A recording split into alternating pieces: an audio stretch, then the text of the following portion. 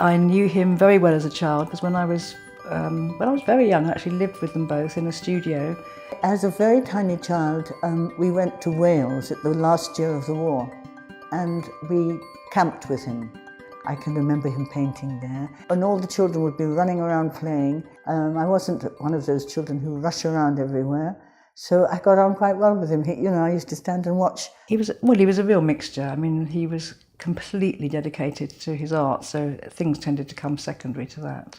I remember warmth, but also he could be quite irascible, and I mostly remember him as this person who was always painting. I thought he was a very strange man. Of course, it was at the time of him being very rejected.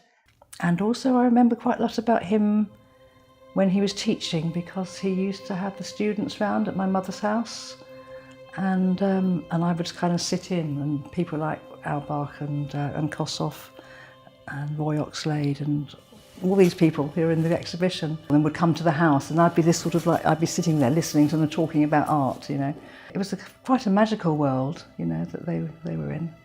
To me, had I known him as an adult, it would have been wonderful. I could have talked to him, and my mother had such a wonderful relationship with him that I would have been able to have that.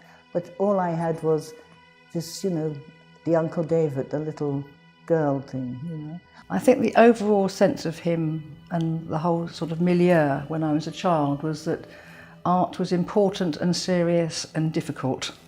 Because there was always, because he never had much recognition in his life, he was always fighting the establishment, and I was very much aware of that side of things.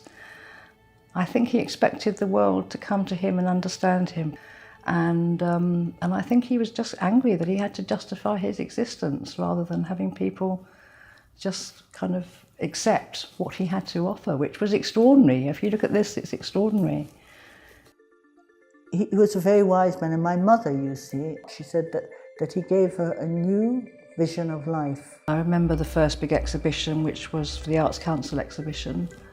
And I couldn't believe it when people said to me, "Oh, I know your name is in the Tate Gallery." And people brought in pamphlets, and I thought, oh my God. I mean, I knew he was well known, but among the art people. And also, this is where I want to plug my grandmother, because she was extraordinary. She decided that he had to be recognised, and she started going round the museum galleries, and I went with her a couple of times, and she just made appointments to the curators of the galleries and said, sort of stormed in and said, "You've got to recognise David Bomberg. He's one of the best artists we've got in this country."